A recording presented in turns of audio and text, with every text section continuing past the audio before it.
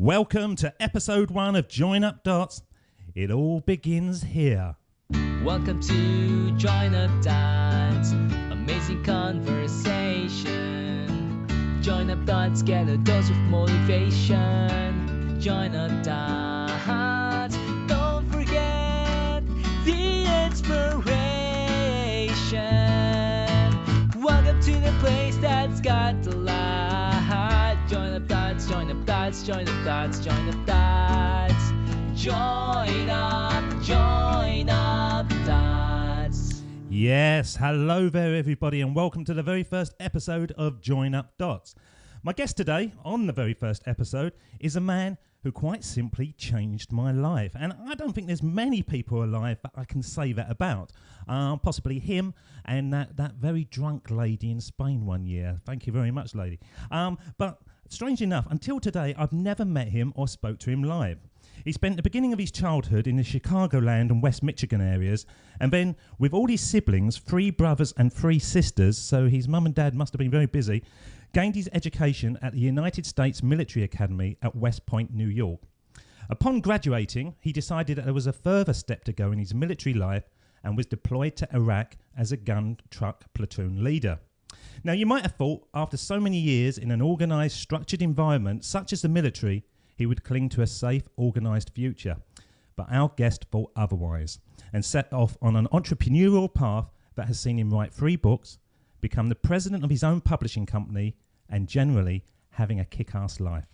He travels the world with his lovely wife, his trusty laptop, and now today shares with us the fears, achievements, and success that has made up his life. I'd like to welcome to the show the one and only Tom Morkes. How are you, sir? David, thank you so much for having me on the show. And I got to say, that intro made me sound really badass. So thank you for that. I'm very humbled by that. Yeah, but you are badass, aren't you? Because, you know, being trained from a toddler by the military, you must be able to look after yourself. Yeah, but it's just humbling to hear you say it, though. And it sounds really cool. So I really appreciate that. It might be the best intro I've ever heard. So do you think in a straight up fight you would win or I would win, Tom? You would, David. You think so? You obviously haven't seen me. It doesn't matter. You sound like you're taller and you have a longer reach, so I'd go down pretty quick. Well, the theme of the show, Tom, is really about connecting the dots of one's life. We're basing it all around the sort of iconic speech by Steve Jobs that he did back in 2005, which we are going to play later. But are you kind of amazed as you're sitting here now on Skype being interviewed by complete strangers most of the time or friends that you have built up globally because of the power of the internet and how your life has gone? Does it amaze you when you sit there thinking, my God, where am I? What am I doing? How has this occurred? Yeah, actually, that's kind of a thought I have every day, believe it or not, is that thought. You actually hit the nail on the head. The power of the internet, the power of technology to connect us all. And just the fact that every day, if I really am taking the time to appreciate my life, which I too do, and I really do appreciate it, and I appreciate where I'm at in life, and I'm just very grateful for all the things I have and what I've been able to build in this short amount of time. It wouldn't be possible if I wasn't living in this day and age, to be honest with you. And so, yeah, I'm very grateful for that and very aware. It is unbelievable, isn't it? That we all have windows to the world. We have a laptop, we have a computer, and there's no stone unturned. If you want to do good, you can through the internet. I'm sure if you want to do bad stuff, you can through the internet. It really is a portal, isn't it? It blows your mind because you don't actually stop to think the power that we've all got in front of us all the time. And that's it. And it's funny, actually, because I take it for granted because I've been doing it for a little bit of time now and recognizing that power. And I even recognized when I was a little kid and just getting our first dial-up modem and realizing, wow, look at this. Like, look at the access we have to everything. And then downloading my first song illegally that took like half an hour to download. I think it was Red Hot Chili Peppers, Under the Bridge, which is a good yeah. I've never done that, anyone. I've never done that. What was the song? Was it worth going to jail for, Tom? It was Red Hot Chili Peppers, Under the Bridge. So maybe it was a good one at the time. Well, at least you can lay there at night in your cell knowing that you've got a good theme tune to your life. Exactly. That's a good one to to go out with too. So it's kind of appropriate. But yeah, man, even as a young kid, I recognized the power of this. So obviously not that that we should be downloading things illegally, but just that you can connect to anybody anywhere in the world. And it's the amount that's it's just crazy what's happened over the last 10, 20 years with that technology. And now even more so the ability to be a creator yourself. Before it was just kind of taking other people's stuff, but then I realized pretty quickly that I can be the creator and I don't have to be taking other people's stuff. I can start building my own and sharing it. Well, And that's when everything changes. yeah, your whole work life is about instigating. That's your key thing. So for anyone that doesn't know Tom's work, and I'm going to put the links on the show notes at the end. In the introduction, I say he changed my life, and he did, quite simply. I was in a job that I was just going through the motions. It was 8 till 4 on a daily basis. I could do it with my eyes closed. And I started to have this vibe of, what the hell am I doing with my life? There's got to be more to it than that. And so I started reading blogs and looking at sort of web pages, and there was loads and loads of them that I would sort of like flick through. But when I came across Tom's, it just seemed like I couldn't believe, and with the greatest respect, I couldn't believe that you had done this, Tom. The branding looked perfect. It was almost like every word and every line had been positioned in the perfect place. It looked like a company's blog. It didn't look like something that somebody was doing sitting on a beach with a laptop. And I started reading them and then listening to your podcasts and getting sort of more involved in your work.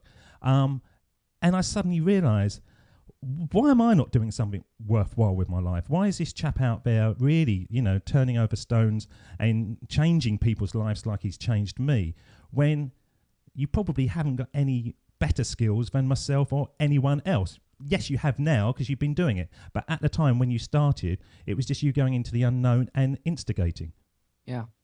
No, that's it in a nutshell. And it's true, because my background isn't in anything that I do now at all. I've said that before. People were like, when I was doing Insurgent Publishing or coming out with the Creative Entrepreneur, which was our business and arts journal that we just published in January. And they were like, well, what are your credentials as a publisher? Well, none. My background is the military. Before that, I studied Russian and human geography, which means I'm precisely zero qualified to be doing anything I'm doing right now, which I think is an important message for anybody to hear, to realize that we have access to everything because of the technology. We can teach ourselves what we need to learn to create what we want to create. It's all there. It's just there for the taking. It really is. And so I'm glad that message resonated with you, David, and that you took action on it, because there's a lot of people who hear it and then kind of blow it off. So it's really cool to hear that you took it to heart. Was there a love for every word and every image on that site, or am I looking into it too deeply? Yeah, there was, I'd say there was, at least. I always took a lot of passion in the work that I did. And so, yeah, literally you could say that with every word that page, there was a lot of love and energy put into that. So where did the idea come from? Because I've done enough research on you. Obviously, you went through the military and then you went to Iraq, but you had to start progressing where your life was going to go before you left the military. And I would imagine sitting in a tank with a laptop would be almost impossible, or maybe it is possible. I don't know. Did you start working on where you are now while you were still in the military? Yeah, it's interesting because I actually started writing when I was in the military, but I wasn't deployed at the time. So when you're at home in a U.S. Army base, it's more of a 9 to 5 in a lot of ways, minus training exercises. So I was able to, on my lunch breaks, if I'd get a half an hour here, I could write a little bit. In the evenings, I'd come home pretty late, but I would still try to knock out an hour or two of work, and I'd be doing that every day. And then on the weekends that I did get, I would try to also take advantage of those and kind of build stuff on the weekends, because this was my kind of all-consuming hobby and passion. So it was easy. So when everybody else was watching TV shows, I didn't have TV. while everybody else was going out drinking and stuff like that, I'd stay at home and I'd write like a nerd in my room. So, but I'm happy I did now. So, so it all turned out all right. Did they try to convince you to come out for a beer and stuff? Did they think that you were going into a venture that so many people do? You know, the world is awash of empty blogs that have got about 6 or 7 pages on them, and that's it. Did your friends want you to go down the path that they were going down? No, to be honest with you, I mean, actually, any of those guys, like in the military, I'd be every now and then somebody from the Army will reach out to me, whether it's an old soldier or somebody that was in my unit or something like that, or even an acquaintance or friend, and they'll be like, "Oh wow, I just heard you on such and such podcast, or I saw your stuff through an article somewhere," and I was like, and they'll ask me more questions about it, and it's funny because at the time I don't think a lot of these people would have taken me seriously enough. Based on like what I was doing. I don't think they understood what I was doing, nor did they think like there was anything to it. But now that I'm on different blogs and I'm on different websites, and I'm being interviewed on different podcasts and things like that, and so I'm kind of around the internet now and being seen. Now they are interested. Now their ears perk up. But that's the interesting part about creating is it's never like that in the beginning. In the beginning, you want that attention because you want to get validated, but you will not get it in the beginning. People will ignore you or they won't understand what you're doing. And even to this day, there will still be people who do not understand what I'm doing. And it's just one of those things you just have to get over yourself like real quick and realize it doesn't matter. It doesn't matter if they care or if they, whatever their opinions, whoever they are, whether it's friends, family, acquaintances, peers at work, it doesn't matter what they think. It matters what you care about and if you have the guts to create it and take it all the way. Because I've been astonished by how open people have been to help me get this off the ground. And I look at my guest list and it kind of blows me away. But when I looked back on how I attracted these people into my life, I realized that I wasn't asking for their help.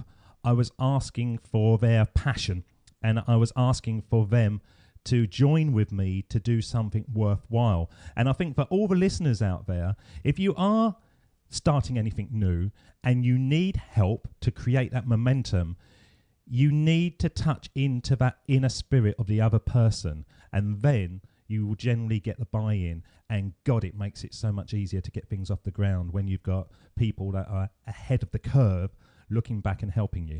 Bingo. I mean, that's it. There's a lot of there are a lot of resources and tools out there, but even more so, there's a lot of people willing to help. And to ignore that, I don't know. I guess you could do it, but I don't see it being an easy road if you ignore all the resources at your fingertips, including other people that would like to help you out. And that's what I found is that there's going to be people who ignore me or who I ask for help don't want to or too busy. That's fine. But then there are enough people otherwise that are quite successful, have the time to give me a little bit of their time, and I can learn dramatically from them. Actually, doing a podcast was one of the ways I learned the fastest, was connecting with people through podcasting. So that's why this is such a cool platform and what you're doing here. Because when you start doing this, David, and you're going to get guest after guest after guest, and they're all going to be pretty amazing people, I'm sure. You're going to learn so much faster than other people who don't have these conversations. So that's really cool too, is just the fact that you have that learning you have that learning built into what you're doing, and that access to people, to really incredible people built into what you're building here, which is just kind of cool aside when you think about it. Well, when I don't expect you to say, yes, I remember that was a moment in my life. But I sent you an email at the moment that I actually decided to quit my 9-to-5 job. And I sat at my desk. And how I led into this, I had been reading your blog and I've been sort of researching different things. And I had no idea what I wanted to do in my life in any shape or form, other than I wanted to provide value, provide worth to people, but enjoy myself. I didn't want to do a job anymore that every morning I woke up thinking, okay, another day, when's the weekend? I wanted to sort of almost spring out of bed every day. So on the day that I decided to do that, I actually sent you an email saying, hi, Tom, you don't know who I am, but I've decided to quit my job, blah, blah, blah. And I was astonished when very quickly you came back to me. It isn't that hard, is it? And so do you get lots of emails from people saying those things? And do you ever have, or do you always go back with a stock answer, go for it? Or do you sort of go, hang on, it's not as easy as you're making out. You really got to think about this before you jump. That's interesting, David. Yeah, I actually remember that email too. And I do get quite a bit of emails. I track all my time. So I've spent, geez, I think last month I spent about 40 hours on email. It's because I try to send welcome emails to anybody who subscribes to my list, anybody who buys a book, anybody who sends an email to ask a question or anything like that. So it's quite a bit of my time goes into that, and I'm happy to do that. And so every now and then I do get those emails. It'll be like somebody asking a question, or in your case, possibly like quitting a job or looking to. And it's funny because when you sent that email initially, I was thinking, like I'm not sure. Like I don't want to be the person who inspires somebody to take a brand and they haven't considered the full ramifications of that. So like the last thing I want is like everybody quitting their jobs because they've read my stuff and then they're homeless or something like that. Like that's not. But which of course that didn't happen to you, and that's good. So that's a triumph. And so when I give advice, I try to be very cognizant of that. That I'm aware that it is easier than people make it out to be. It's not impossible, but it does take like a certain amount of like thought process going into it. That people are generally speaking probably better off to taper themselves, to be prepared at a minimum though. Like even if you don't have something built up on the side before you launch, that if you have a clear cut goal and objective, which I think is what I told you, and that's what you're doing now with Join Up Dots, it gives you structure and process to your days once you've left your job or once you pursue this new passion or this new goal. So yeah, a lot goes into it. I guess so anytime somebody sends me an email to gauge like what their intention is behind it and like kind of where they're at in their path. And so sometimes you can gauge that like over an email, sometimes you can't. So normally I always try to be supportive, but I'm not the kind of person who will say go for it if I know the person shouldn't necessarily go for it. In some cases I might actually warn people against it and be like, okay, well, have you thought about this, and this? Just consider that before you make the leap. Does that make sense? No, it makes total sense. And it's something that I'm very aware. I've always been in people work, basically. I've been a financial trainer. I've done training courses, coaching, and sort of the people element has always been my thing. So in my whole career, I've always had people sort of migrate towards me asking advice because they've always seen me as the person who was there to answer their questions and help them along in their career path. And I became more and more aware, even in my tiny little environment, of the power that I was influencing over people. Now, if you take it to where you are and you are, pretty much touching the globe, that must almost blow your mind that you could effectively use that power and screw somebody's life up. You could give the most honest advice that you think at that time, and then the person could come back to you maybe, a year later and go, Tom, I'm going to hunt you down and you've destroyed my life. So it must be very difficult to want to do the right thing all the time, but have such a mass audience that it's not always going to hit the right mark. Yeah, but I suppose that's kind of one of the creators' dilemmas there, is that that's always the case. You're always going to, in the same vein that, yeah, there might be somebody who takes the advice improperly or misinterprets something that you say, but that goes for anybody who doing anything, especially once you get to a certain level where people, like anytime somebody's starting out, generally people are less critical, I think, but once you hit a certain capacity, then you start getting the hater emails or whatever, which is lucky for me, there haven't been many, but every now and then you'll get an email from somebody who just like wants to put you down about something that you did, and it's just like, okay, well, I can worry about this, or I can ignore it, or I can like politely ignore it, and that's generally what I do for the couple cases. So if somebody doesn't misinterpret something I said, or I wrote an article for Goins Writer blog, a very big writing website recently, on what I learned about writing from my time in war. And it was an analogy. So I drew an analogy from war to writing. And the response was very positive, except for one lady who was disgusted that I would use a war analogy in my writing and thought I was awful for doing that. So, things like that will happen to anybody. And, it just kind of depends on how you want to respond to it. And so for me, I just want to be as polite as possible and consider the other person's opinion, and then also be done with that and go on and keep living my life. That's the best advice I have for that. No, absolutely. So you are living a life that is off the track, isn't it? So where in the introduction, I was saying that you were raised in Chicago, and now I'm speaking to you where? Where are you sitting at the moment? Yeah, I'm actually in South Africa right now. And that is holiday, or is that your career? Because with a laptop, is there any difference between a holiday and a career?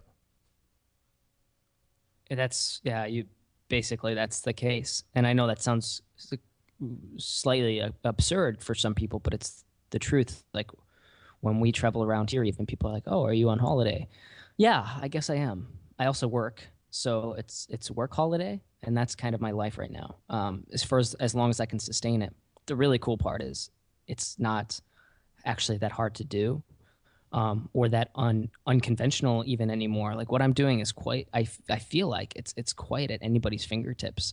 If you can build one of those type of businesses that allows you that freedom. So for me, it was publishing. I can publish from anywhere. I can write from anywhere. Good. And that was part of the reasons why I was attracted to that, because I wanted to have this type of lifestyle. I wanted to build that for myself. So yeah, if your passion is, I don't know, building stuff in like a particular geographic location, yeah, you're gonna be by necessity tied down to a particular location. But the majority of things can be outsourced now. The majority of processes can be done virtually.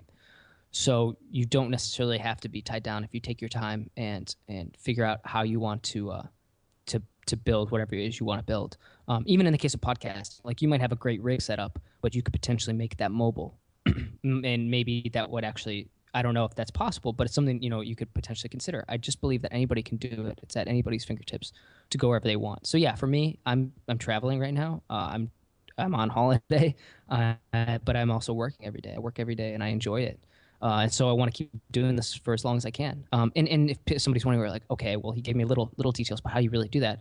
Well, a little more details is, yeah, I sold my car, and that paid for my plane tickets. And then beyond that, I make enough money every month from what I'm doing to fund the different locations that we go to and travel to and the places that we stay, whether it's through Airbnb or finding like doing some like hostels and stuff like that. Like I'm not living in 5-star resorts or anything like that, but I'm living in quite nice places and having a great time as I travel. So it's not financially inaccessible to people either, which I think is an important message. So you're reasonably newlywed, I understand. Year and a half, 2 years or something? Yes, that's correct. Actually, just this past August. So we're on holiday, but we're also on honeymoon, basically. Because the thing that amazed me following your career over that period of time is I've been married. I can't actually remember not being married. I've been married years and years and years and years. And if I don't shave for a couple of days, my wife will point it out. You grew the most amazing beard I have ever seen in my life. It was hair hair production. If anybody has seen Forrest Gump, and the bit when Forrest decides to just run across the country and then runs back and runs, that is what Tom looked like for a while. How did you get away with that with your wife? Probably just like Forrest Gump did. I started running. So for me, I just started growing it. I got out of the Army and I was like, I'm going to stop shaving for a while. And she was supportive of that. I think she knew someday I was going to shave that beard. And I did for the new year. But yeah, for while it lasted, it was great. But if you go to Tom's website, the picture of him is sort of like Matt Damon or Daniel Craig. It's very suave in the suit with the shades and stuff. Now you're on holiday. You don't feel that image on the website is you anymore? Oh, no, I mean it is. I just have I shave the big beard, but I still grow out a little bit every now and then, as much as I want. That's the beauty of kind of doing this as well. Like I don't have to wear a uniform. I don't have to I don't have to be presentable most days if I don't want. I can just work from home if I choose to, literally. But that said, no, it's still pretty accurate. Every now and then I'll shave maybe like once a month, once or twice a month. So every now and then I look like the picture on the website. I'm very envious of anyone that can grow a beard. I am 43 years old and my beard makes me look like a white werewolf who's just going through the change. It never really fills out enough that I can say I've grown a proper beard. And I don't know why that is. but it's just the way it is. So yeah, it's something that I hold my hand up and I salute you, sir. You are a hairy man, and you should be proud of it. Thanks. It sounds like beard envy. Beard envy. I appreciate it. Nice. Absolutely is. Right, what I just want to do here is I've got a clip of Steve Jobs doing his iconic 2005 speech. And I have been playing it to all the guests. Although you're the first show, you're not the first show that I've actually recorded. And it's been amazing to me when I have played this or I have mentioned it to people, how many people have said to me, yes, I know all about that speech. I've read it, or I've seen it, or I've actually got it on my fridge. It seems to be words of the ages that he has created something that is so fundamentally simple, has touched all of us in sort of many different ways. So I just want to play it, and then I just want to see your point of view on it, and if you can remember when you first heard it, and how it made you feel when you first heard these words. Of course, it was impossible to connect the dots looking forward when I was in college, but it was very, very clear looking backwards 10 years later. Again, you can't connect the dots looking forward. You can only connect them looking backwards. So you have to trust that the dots will somehow connect in your future. You have to trust in something, your gut, destiny, life, karma, whatever. Because believing that the dots will connect down the road will give you the confidence to follow your heart, even when it leads you off the well-worn path. And that will make all the difference. So it makes all the difference, and it quite simply does, doesn't it? Yeah, that's a pretty awesome speech. How did it make you feel when you first heard it? Did you actually remember? Because I remember the moment that first came into my life. I was at work, and a chap said, "Here, have a look at this," and he'd printed it up. He just found it on the internet, and it's a 3-part speech, and I don't really remember the first bit or the third bit. It was just that bit in the middle that when I was reading it, I thought, "My God, this is true." Yeah, no, I mean, I definitely think it's probably one of the best speeches, at least probably in the last 50 years or so. There's definitely been some great speeches that I've heard, but that's got to be one of the top ones, and just because that message is simple, like you said, it's simple and fundamentally true. So as far as how I take that and my perspective on it, yeah, I mean, for me, it is fundamental, because I think what's important to understand there is the two pieces of that. One is you won't understand what those dots are going forward, and you can't, but you have to believe that they will, because they will line up. When you get to a point, you'll be able to connect everything. So it's understanding that as we move forward, we won't see them, we won't know how they'll connect, but that looking back, that they will inevitably. So for me, that's more of a perspective of that this path that we take is uncertain, that the routes that we choose are not necessarily safe or guaranteed or sure to work out, that there will be failures and setbacks and circumstances beyond our control as we progress through it, and that we're going to take a beating if we really try to pursue something we care about. And I think that's also just part of the process. It's not supposed to be easy. It never was. And it's not for the faint of heart. But that if you can tirelessly push through that, and you can relentlessly pursue your passion, pursue whatever it is that you care about and you really deeply want to bring into the world, that those dots, when you look back, you'll be like, yeah, I could never have seen that one coming, but it did. And that's how they line up. And even in my own life, in the short amount of time that I've been doing this already, I see those dots lining up in a really interesting way that would have been impossible to predict. Not only impossible to predict a few years ago or 10 years ago or whatever, but it would have been useless and senseless for me to try to predict them. And that the best thing you can do is just every day commit to whatever it is that you want to bring to life and go after it. So yeah, that's what I take from that.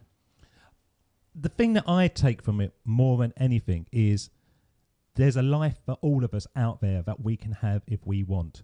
And, you know, it isn't an epiphany for me. I haven't changed overnight. I think I've had that vibe and that view all my life. Ever since I first went to work when I was 16, I thought to myself, oh, I'm not going to be here this long. Something amazing is going to happen.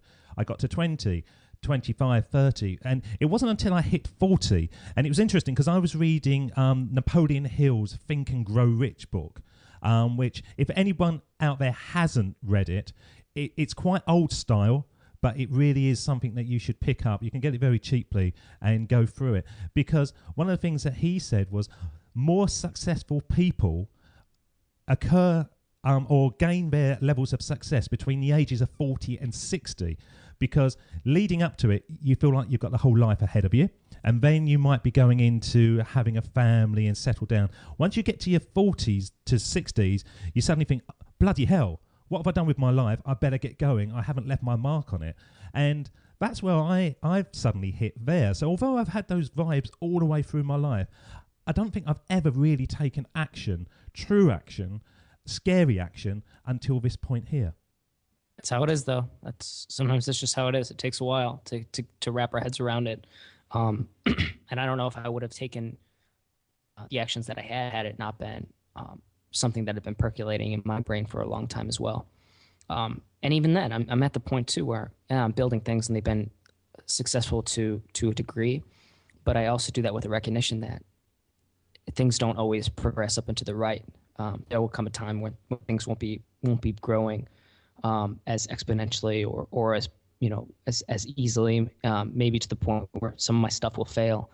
And I also take that into consideration. I understand that that's part of the game too, that the things that I built even to this point could fall apart. And if that's the case, all right, just pick it up and start rebuilding. It's actually that poem by If by I forget who it's by, but it's one of my yeah, you know that poem? I love that poem. It's so good. And I wish I had it here now, but there's a part in it where it talks about like everything, if everything breaks apart, you just start picking it back up and start building again. And that's it. Like I love that that message too, which I think is important for people to understand, is that things aren't always clean, and the success stories you hear aren't always as clean as the people telling them might want them to be made out to be. But that we go through things that will be difficult, and I think there will always be difficulties, but that you just have to understand that if you're committed to building it, that you'll be able to pick up the bricks and start from scratch anytime, and that's important. Well, I think that's where success leads, isn't it?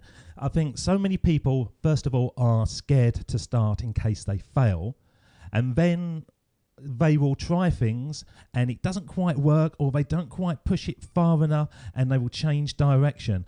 I think once you achieve the first level of success, and certainly financially, then you think to yourself, actually, I can do this. Now, once you've done it like 3 or 4 times, the amount of multimillionaires, the Simon Cowells, the Will Smiths, you can see Richard Branson, who obviously are incredibly wealthy, but either lost it all or almost lost it all at one stage in their life. But because they'd already seen that they could achieve it once, went, okay, fair enough, I'm going to go again. And they've done it again, but not made the same mistakes. So do you think that first level of success that you achieve is fundamentally the springboard to take you wherever you want in your life?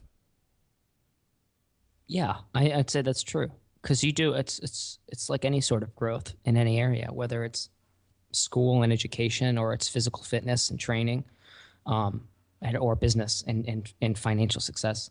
Once you hit those plateaus, you'll have these goals for yourself in any one of those areas. And to hit it takes a lot of training and action and working at it. And then once you hit it, all of a sudden, how hard you worked, like for the past months and years, it seems kind of crazy that it took you so long to get there. But once you hit that, it's like your new plateau per se. Now, it doesn't mean it has to actually plateau, but like in fitness, when you hit like a new record on a single rep bench or something like that, or deadlift or whatever, you'll hit that and you'll be like, wow, now that weight isn't so intimidating anymore. And you can come back to it. You might not actually hit it again for a little bit of time, but now that you've hit it once, you can.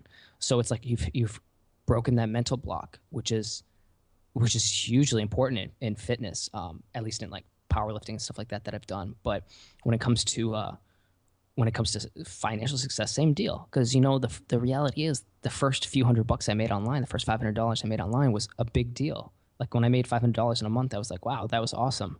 I did that through virtually. That means something. If I can do $500 in a month virtually this month, maybe I can do more next month, or maybe I can grow. And so, yeah, that broke the mental hurdle that that this stuff is possible. I've got a gentleman on the show. It hasn't been recorded yet, called Pat Flynn. I'm sure you would know him, being in the environment that you are online.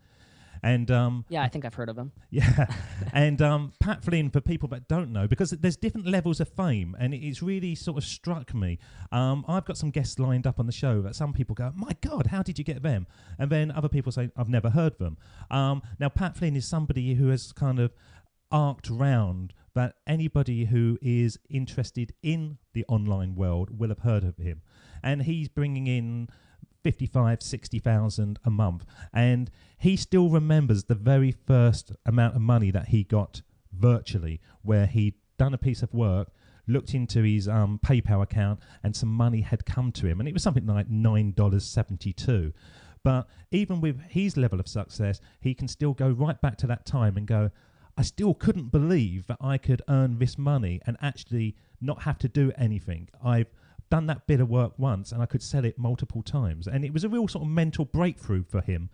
When did you have that moment when you thought, yes, I don't actually have to go and work every hour to be paid. I can actually create my work, send it out, and in effect, it works for me? So I guess it's interesting because since I had studied the stuff and I'd seen how people do it, I knew it was possible. So the hurdle wasn't so much that, like, oh, is this truly possible? I knew it was. It was just, here's what was tough for me is Pat Flynn, when he was doing this stuff, he kind of stumbled upon it in some ways. He kind of crafted it in other ways. He's also primarily an affiliate marketer. So it's just a different ball game than if you're, say, a creator, which isn't to say he hasn't created stuff he has, but when your primary source of income is affiliate marketing, it's a different ball game. So for me, when it comes to writing and stuff like that, the biggest hurdle is, so I'm not, affiliate marketing. What I mean by that is selling other people's stuff. So I feel like because of that, it's actually in some ways easier or harder. It depends what perspective you have on it. But for me, the hard part, the hurdle was getting over the fact that are the words that I write, are they valuable? Are they valuable enough for people to pay money for them?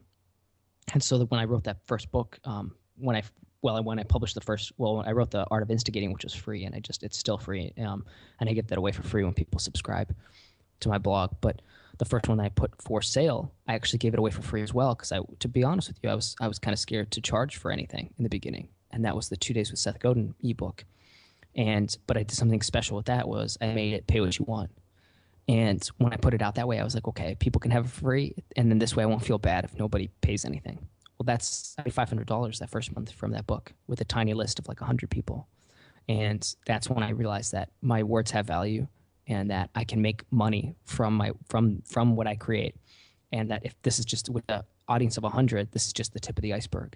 So yeah, all at once, that was back in April, actually. It's so coming on a year now. I'll probably do some sort of like anniversary celebration of that or something. I don't know what yet next month, but yeah, that was for me, that was the pinnacle for it, to show that, because I think any author might have those same fears as well. Like, are my words worthwhile? And so I would say to anybody wondering that, yeah, but you have to find that audience. You have to work at it, and you have to put a lot of effort into it. And if they're any good, I'm sure you'll find somebody who loves it. And that's my case, because I don't consider myself a brilliant writer at all. I consider myself pretty average, but I'm comparing myself maybe to people that are quite good.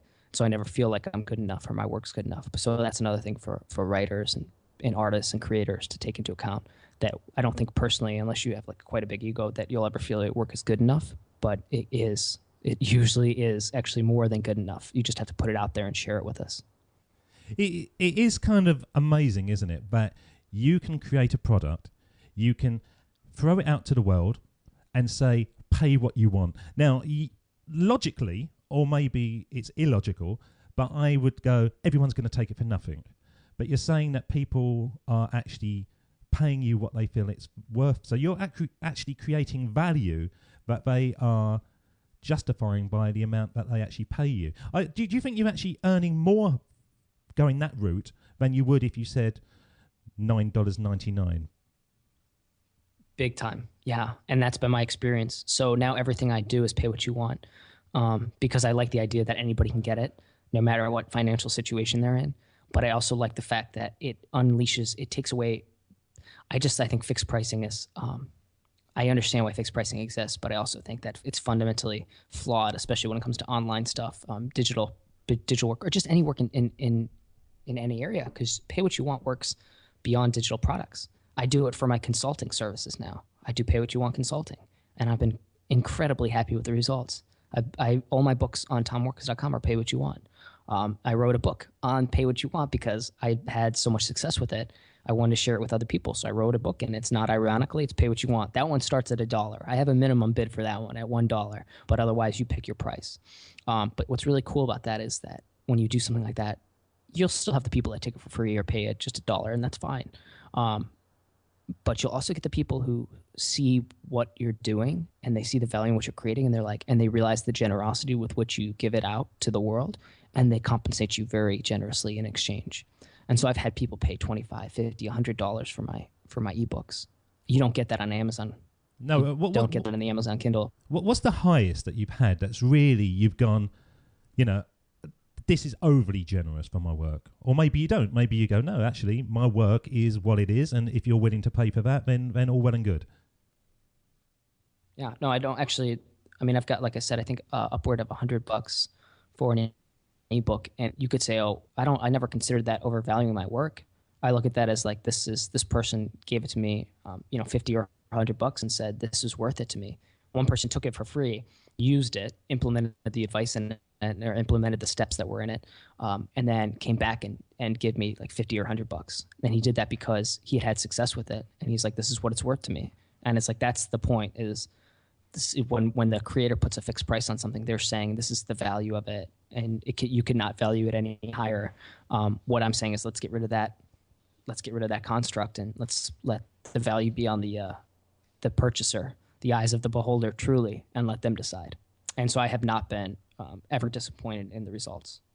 It's a concept that does sort of blow your mind, but as you were talking there, it made me remember a story that I read about a Brazilian businessman, and if I get his name wrong, I apologize, it's at the back of my mind, but I think it was Ricardo Samaca or Richard Samaca, and he was running a Brazilian industrial company, and he had a heart attack, or he had a stress manufactured heart problem.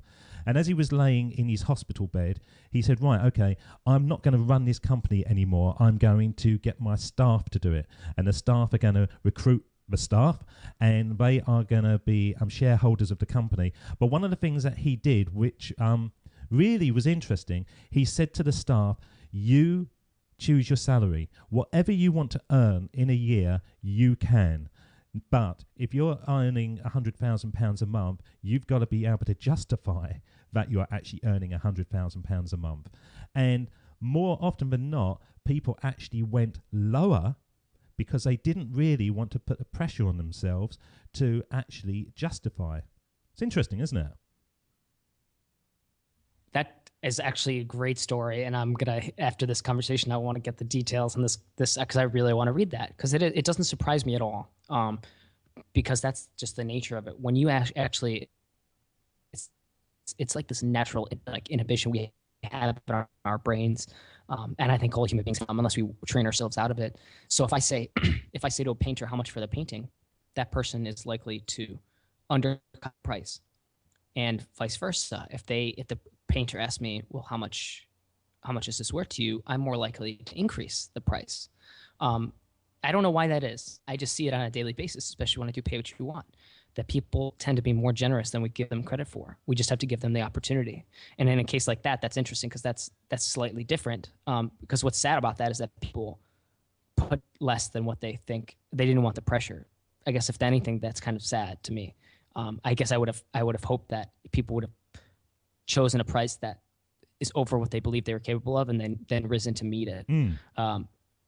But I think there are people like that out there. I try to set unrealistically high expectations for myself and then over deliver. So my belief is to overpromise and then over deliver. And if I can keep doing that, I'm good. And that means sometimes that I won't over deliver though. And that's scary. And so I know that as a creator, that puts a lot of stress on me, probably undue stress that I don't need. But you know what? Why not? I have one shot. Why not give it everything? Are you lonely, Tom? Because it seems to me that you are doing a job that you love. You're doing a job extremely well, better than extremely well. You know, it changed my life, as I said. But you haven't got an environment directly around you to bounce off ideas, or is it? Do you have that network through the online world that if you have a problem, you can go off to somebody and they can come back? Have you got that support, even though that you're sitting in South Africa, or are you basically on your own doing this? Yeah, no, that's a really good question. I don't believe I am. I don't think I'm lonely. To be honest with you, I think maybe when I started, I was. When I started writing, it felt more lonely because I was doing it on the side, and I had my full-time job, and I didn't take myself seriously as a writer or whatever I was creating. I was like, who am I to be doing this? I'm in the Army, but I'm writing on this topics that parallel like either courage or entrepreneurship and these different things that I'm very fascinated by. Never claiming to be any of those things, but to write about them because that's where my interest lies. And so I guess in the beginning that was more lonely than anything. Anytime I think like the creator, I think it's just the writer in particular, the artist, it has a very lonely journey in a lot of ways, especially for like the fiction writer who's writing like quite a long book. That takes a long time. It takes a lot of courage, and I don't think many people recognize how hard it is to be that kind of artist or writer. And that journey can be very lonely, which is one of the reasons why I write. I write because I know those people, and I have some friends and that are very close to me that are going through that path, and I wanted to write stuff that would inspire them to stay on it, because I think the words they write are important, and I think the stories they craft are important, and I don't want them to quit. And so if I can be that person that helps them through the difficult times with my words, and they can publish their book or whatever it is that they're creating, then I feel that's kind of my purpose in some ways, and I'm proud of that, and I take pride in being able to do that, and hopefully I do that well enough. So I recognize the loneliness, but as far as I'm concerned, no, I'm not now. My life is too good right now. Like it's in terms of I have not a single thing to complain about, and I don't.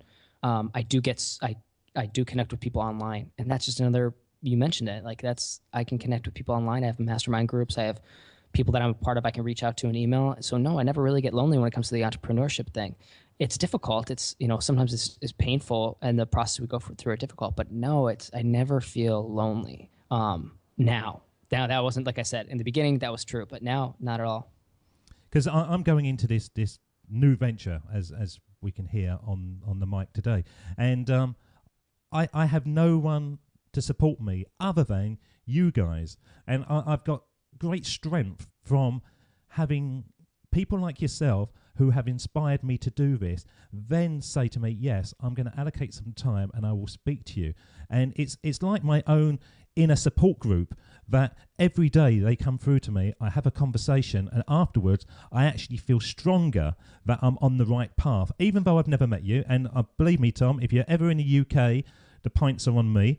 But it's kind of it's a virtual support group, and I really want to sort of emphasize that to people out there. Anyone that's listening, you don't have to be on your own. You don't have to have the superhero syndrome where you've got to create something from start to finish, and it doesn't have to be perfect. I'm sure these shows 30, 40, 50 down the line are going to be so much better than the ones that I'm producing now, but you're doing it. So just do it. Reach out to people. Try to build a network of connections, and it's not lonely, is it?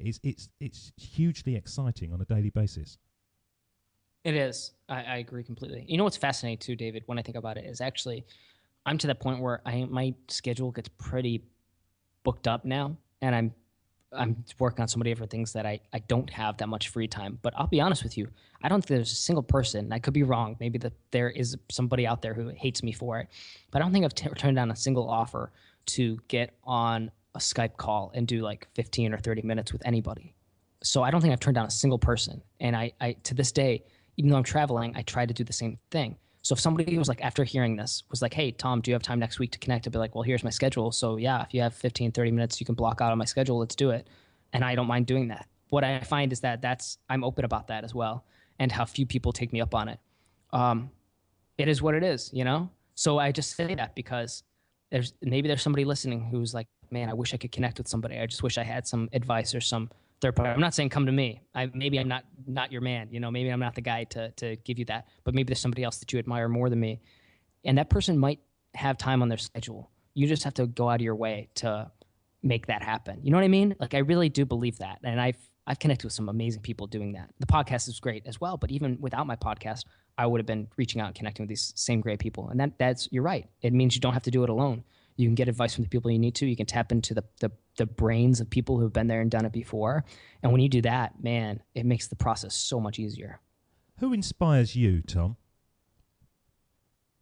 It depends on what day it is or what I've been reading. And if we're talking real, people in real life or dead people who have really influenced my writing and things like that are really impressive. So say like I was going to connect you in a pub, a couple of pints with someone. Obviously, it's better to have a couple of pints with someone living. Who would you go, my God, I would run there to get to that connection? Jeez, that's really good question.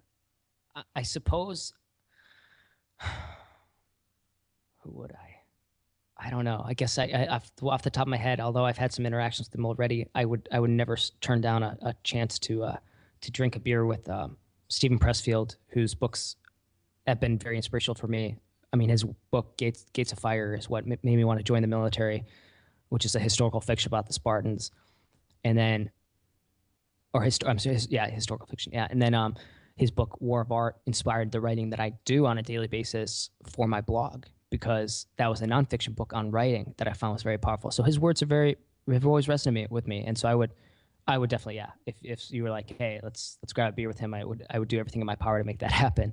Beyond that, I don't know. I'm sure if I started thinking about it, I'd recognize all the people whose businesses I truly respect and admire, and all around the world. There's probably hundreds of people that I'd probably be like, yes, I would love to, because I'm always up for meeting. I guess I say this because it's a tough question for me. It's not like one person, but I see value in a lot of different people and things that they create, and I feel like I can learn a ton from so many different people. So, but I'd say that's a good one to start. So yeah, if you get that opportunity, just shoot me an email. Well, I think we've gained so much value from yourself today, but to bring the show to the end, I want to put you actually on the mic, and this is when I hand over the presenting duties to yourself, and you really speak from the heart about your journey and your personal beliefs on what can be achieved if you only put your mind to it. And we're going to call this the Sermon on the Mic, because this is really sort of the powerhouse of the show, where your experiences can be shared with just one person or two people or whatever, but can make a big difference. So I'm going to play the theme tune, and then afterwards I'm just going to sit back and savour Tom Morkes on the mic.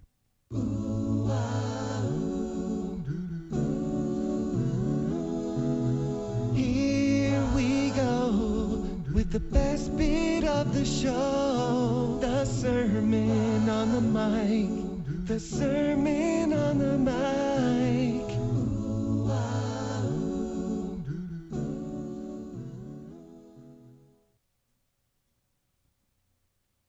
That was a very powerful introductory song. So I guess I'd say this. You said at this point that this is where I talk to my younger self. So I don't have much to say except that things are never certain. Life's not certain. And life's not necessarily for surviving, in a matter of speaking. In real life, in terms of just like biology and stuff like that, we're all going to die, but also in terms of our art and the work that we create, it's not about just getting by or just doing enough or just survival. There's much bigger purpose to what we do, and that purpose is right in front of us, and we just have to be able to look at it and reach out and accept it, and to understand that the path that we choose is going to be different than the path of the people's next to us, and that when we definitely commit to it, and we say this is it, this is what I was meant to do, we can take solace in that, even when it gets hard and gets tough. So I'd say for me, just starting out, hey, you're going to go through some tough times. It's going to be difficult, and most of it won't make sense at the time. But yeah, like we had talked about earlier in the show, connecting the dots, that they will connect when you keep going. You'll be able to connect the dots, even though they seem the whole thing seems discombobulated. So yeah, hey, things are tough. They are always tough, and never necessarily gets easy, and it's not supposed to. But if it's worthwhile, then it doesn't matter. So yeah, that's what I got. That's what I got for young Tom. What do you think, David? Well, I think young Tom should listen, and if he doesn't, then more for him. Tom, it's been an absolute delight to have you on the show. It's been an absolute honour, as I say. You were the catalyst to start all this off, and it's going to be so interesting to see, if our paths now connecting virtually will ultimately join physically, because of the sort of success that I've created here matches your own success. So you're the benchmark of what I'm aiming for. If you do, in the future, want to come back on the show, please, because there's always a progression to joining up dots. And remember, by joining up dots is the only way that we can build our future. Tom Morkes, thank you very much. That's the end of Join Up Dots. You've heard the conversation. Now it's time for you to start taking massive action. Create your future, create your life. It's the only life you've got. And we'll be back again real soon. Join Up Dots, Join Up Dots, Join Up Dots, Join Up Dots. Join up Dots.